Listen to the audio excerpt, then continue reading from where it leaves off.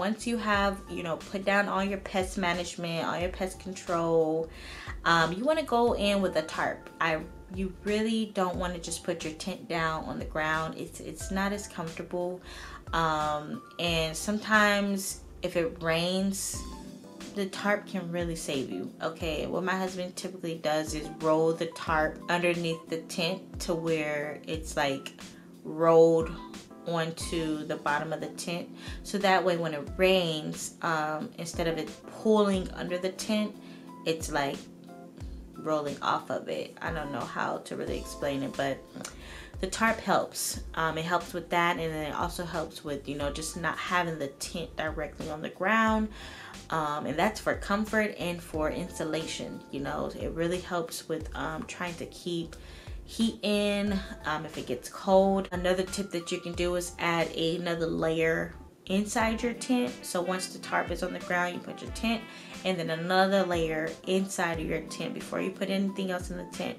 You can put like foam carpet, you can put a rug, you can put a blanket. Sometimes blankets really help if it's a cold season, to really bring that insulation in, because it can get cold outside. It can get really cold outside depending on the season you're going camping.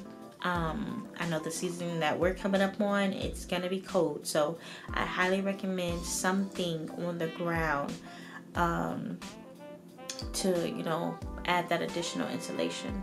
And in addition to that, of course, you want to have your air mattress. If you're using an air mattress, your cot, all that will now go on top of the blanket, the rug, whatever you guys decide to use. Okay, so also when you are setting up your tents, you know, the tents come with their own stakes. They're typically chunkier plastic stakes.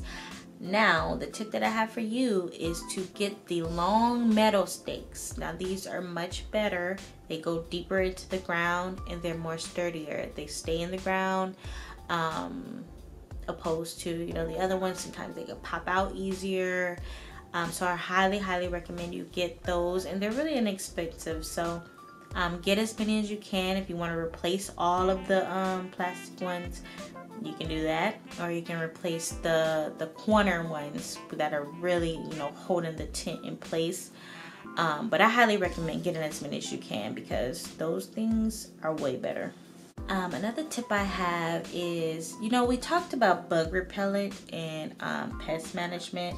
However, there is still different things out when you're camping. There's rodents, there's bigger bugs, there's everything, there's animals. And what I typically do is I take Irish Spring with me every time, and I feel like we haven't had any issues with, you know, rodents or insects. And I really don't want to say that because I don't want this to be the year, but we tend to put we'll cut up Irish Spring. What I'll do is I'll cut it up and I'll put it in different areas of the tent. Not only does it make your tent smell good, I love the smell of Irish Spring, but it does deter different rodents and pests, because it has such a strong odor that they don't really like. So I highly recommend that. And I just go to Dollar Tree and you can get those for like $1. Sometimes you get it 2 for $1. So if you want a tip, there's one for you. Okay, so let's talk about the cooler for a second. Let's talk about some cooler tips, because a lot of us are gonna be with coolers. You know, we try to pack as much as we can to keep as many things cold as possible. And with the cooler season coming up, it's actually a really, we're actually in a good place to be able to keep things cold for a little longer. But I know in those hotter seasons, it's hard to keep things cold. And I've had my fair share of learning through the trials of trying to keep things cold in the cooler when it was hot. So what I do, one tip I do have is to freeze big water jugs. Get you 2 to 3 water jugs, freeze them, and put them at the bottom of your cooler. When I tell you those things will stay cold and frozen for a while, I am so serious. So do that. It'll help you so much. I know it takes up a bulk of the space. However, you can still get as many things in there as possible. Sometimes there's little cracks in between the jugs that you can squeeze things in, so that helps a lot. But I really recommend it. Ice just does not do it justice. However, if you do need ice, that moves me to my next tip. I highly recommend putting ice in, if you can find the biggest Ziploc bags you can, I recommend that, because once that ice melts, if it's in a Ziploc bag, it saves you mess. It saves you mess, and sometimes that water is drinkable. You know, when sometimes when you have the ice in the cooler, everybody's just digging their hands in there, and it's just dirty, so you can't even do nothing with that water but pour it out.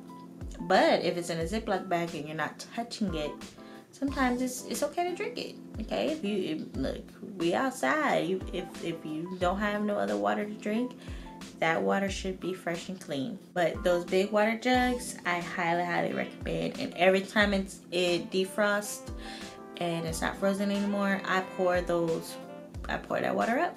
That's the water we're drinking. It'd be nice and cold and good to go. Also in your cooler, another tip I have is to separate as many things in there as possible.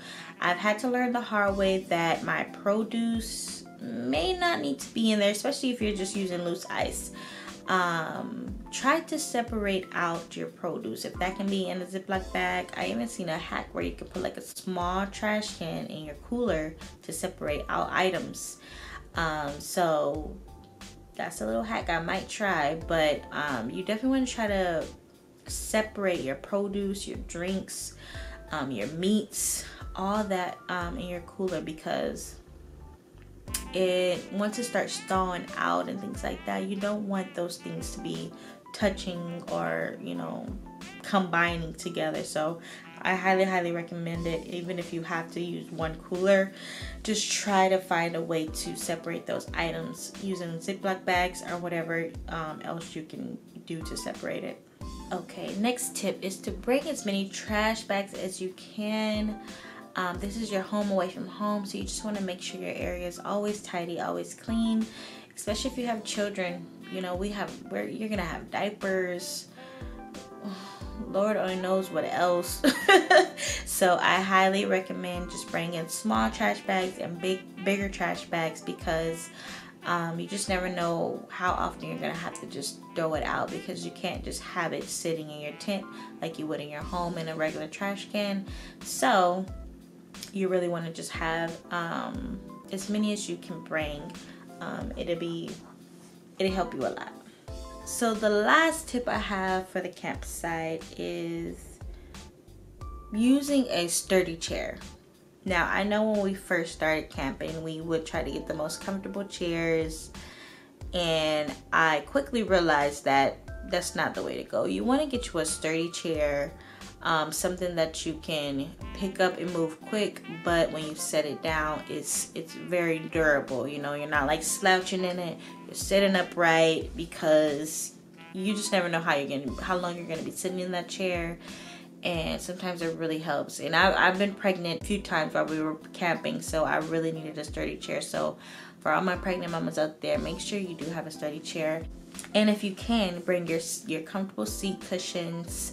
That's totally not a necessity, but it helps your comfort while you're out camping. Okay, so let's go into inside of the tent. This is my favorite part, because like I said earlier, it is a home away from home. So I really like to just bring that ambiance. And first on my list is